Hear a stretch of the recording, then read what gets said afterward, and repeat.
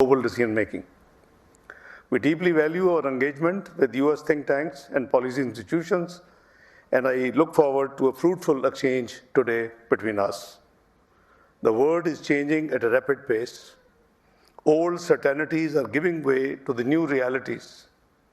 Power is diffused and conflict is complex. The global economy is under pressure. Climate, technology, and geopolitics are converging. In such challenging times, peace cannot be passive. Pakistan believes in peace through resilience and responsibility. A youthful nation of 240 million, fifth largest in the world, Pakistan is a nuclear power. We are also a peace-seeking and peace-loving nation. Stability in South Asia is vital for us and for the world. Borrowing from the peace through strength paradigm, deterrence matters, so does dialogue. Pakistan is turning a corner. Since our government assumed office last year, Pakistan has taken tough decisions to surmount external challenges to our economy. We concluded a successful IFM program. The first few of the 37 months, $7 billion extended fund facility validates Pakistan's macroeconomic stabilization efforts and pursuit of structural reforms. Ladies and gentlemen, recent improvements in macroeconomic indicators are evident through improved current account balance, stable exchange rate, declining inflation, and rebuilding of forex reserves. Terrorism remains a challenge, but we are fighting back. Democracy is not only functioning, but thriving. The government is committed to human development with substantial investments in health, education, skills development, and social protection. In the realm of governance and political reform, we remain committed to deepening the rule of law, freedom of expression, and pluralism, values we share with the American people and ideals we hope to see upheld consistently. Ladies and gentlemen, our relationship with the United States is enduring, wide-ranging, and evolving.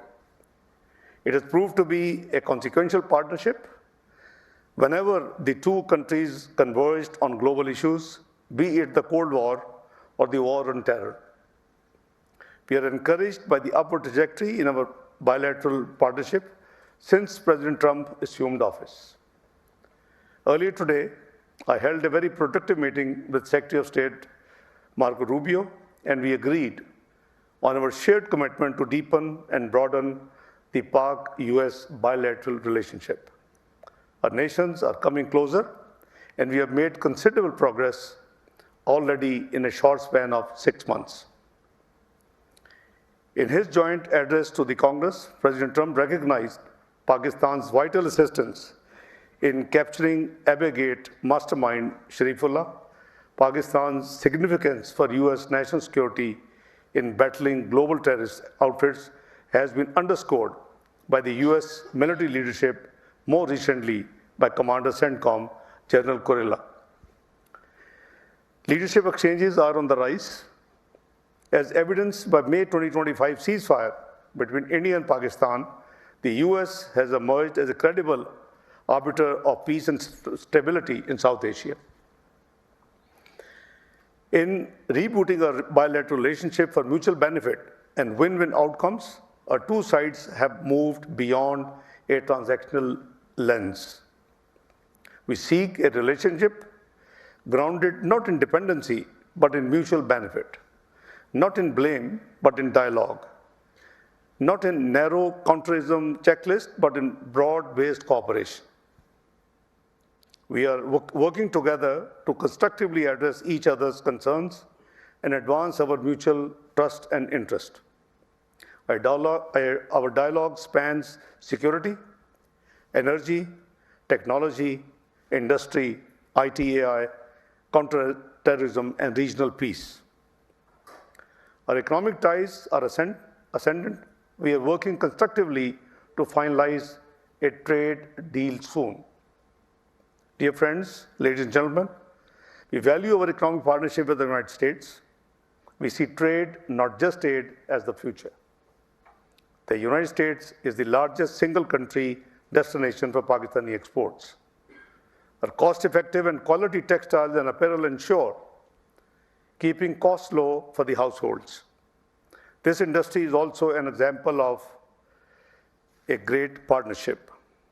Not many are aware that Pakistan is the second largest buyer of US cotton, contributing to the well-being of US farmers. Pakistan seeks better market access in the US. On our part, we are working towards granting greater market access to the US products in the large Pakistani market. Ladies and gentlemen, talks in this regard are underway. These include discussions on textiles, digital trade, and agriculture. We hope to conclude a mutually beneficial trade agreement at the earliest, hopefully in days, not in weeks.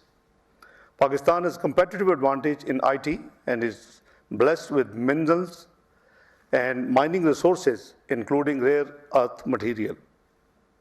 We are also creating a blockchain and crypto ecosystem. We welcome US investments, especially in energy, mining, technology, and startups. Eventually, a free trade agreement could be a game changer to boost our economic partnership. Ladies and gentlemen, I would now dilate on the situation in our region, a region which, like others, cannot prosper if conflict persists. On Tuesday this week, I presided over a UN Security Council session on strengthening peace and security through multilateralism and the peaceful settlement of disputes. Incidentally, you will be happy to note that after quite some time, the Security Council found a consensus resolution on the topic, which has been very rare in the current environments in the last 2 years. Jammu and Kashmir remains a close dispute between Pakistan and India. At the heart of this dispute lies adherence to the UN Security Council resolutions, reaffirming the right of self-determination to the Kashmiri people. India has illegally usurped this right for 7 decades and continues with this tyrannical occupation. India's unilateral actions in August 2019 were illegal and unilateral. Its actions to change demographics of this disputed region in contravention of the international law, including the Forced Geneva Convention, are surely not acceptable to anyone who believes in justice, security, and peace. India uses the terrorism bogey to mislead the world and malign Pakistan. This is what happened on 22nd of April this year, when India instantaneously blamed Pakistan for the Pahalgam incident. The India-Pakistan standoff this May, sparked by a familiar pattern of escalation and mutual distrust, brought the region dangerously close to the brink. Once again, crisis diplomacy, back-channel communications, international engagement, particularly from the United States and friendly countries, played a critical role in de-escalation. We are thankful to President Trump, Secretary Rubio, and his team for facilitating the ceasefire between India and Pakistan. We are committed to sustaining it. Unlike our neighbor and its leadership, you won't have heard any political rhetoric saying that this is a temporary, we are going to roll out the real one. No, we believe in peace, and we never escalated as a first mover. We only acted both in the skies and on the ground in self-defense as per the Charter, Article 51 of the UN Charter. But we cannot and we must not continue to rely on luck and last-time interventions. What we need is a sustainable architecture of peace in South Asia, an architecture in which the United States as a global power and historic partner to both nations can play a constructive and stabilizing role. Pakistan does not seek conflict with any of its neighbors. Our vision is not rooted in rivalry, but in regional connectivity. And you have just seen that just on 17th of July, After efforts of 2 years, I visited Kabul, where Uzbekistan, Afghanistan, Pakistan signed a railway connectivity project known as Trans-Afghan Railway. Our region is not rooted, as I said, in rivalry, but in regional connectivity, in trade corridors, energy partnerships, climate resilience, and cultural exchange. Regional peace, however, will remain elusive until all parties, including India, commit to a dialogue and dispute resolution in good faith and under international norms. The new normal which India tried to establish has been buried between 7th and 10th of May. The claim of supremacy, the claim of hegemony, the claim of net security provider were just gone. In this regard, I want to underscore the importance of credible, continued US engagement. This includes strategic dialogue, but also military-to-military coordination, counter-terrorism cooperation, and importantly, clear-eyed diplomacy that recognizes both the risks of disengagement and the potential of balanced involvement. Dear friends, ladies and gentlemen, the relationship between the United States and China is the most consequential in the 21st century. Cooperation between the two could help lift millions out of poverty and augur well for global development and prosperity. Conflict, on the other hand, would prove disastrous for the entire world. China is our strategic partner and the United States is our long-standing friend. In the past, we have played the role of a bridge between the two great nations, and we stand ready to do the same if called upon. Our foreign policy is not zero-sum game. We hope to see friendly relations between the US and China and do not wish to embroil in bloc politics. A stable Afghanistan is in our vital interest. We want an Afghanistan that is peaceful, inclusive, and sovereign. However, the threat of terrorism from Afghan soil is real and the biggest threat to Pakistan's security. While on 19th of April this year, after 4 years of almost stalemate between the two countries, I visited for a day. We discussed politics, we discussed trade, we discussed economy, we discussed refugees, we discussed everything under the sun. And the decisions were made public instantly after the meeting, and both nations heard live. You will be glad to know, whatever I committed 19th of April, everything has been implemented so far. That led to the confidence, and that led to the signing of the Trans-Afghan Railway project on 17th of July, when I visited for 4 hours Kabul, just for this purpose. We continue to urge interim Afghan government to fulfill their anti-terror commitments. We have no ask. We want to fully cooperate with a neighbor. We have a centuries-old relationship. We have almost same culture. So the only thing is that their soil should not be allowed against any country, but to talk of Pakistan, for terrorist activities. This is the only ask. We are deeply concerned, by the way, by the violence in Gaza, with loss of over 58,000 innocent lives, predominantly women and children. And now we are watching, last few days, the hunger issue. We call for an immediate ceasefire, durable peace, and rebuilding of Gaza. A two-state solution is the only path to lasting peace.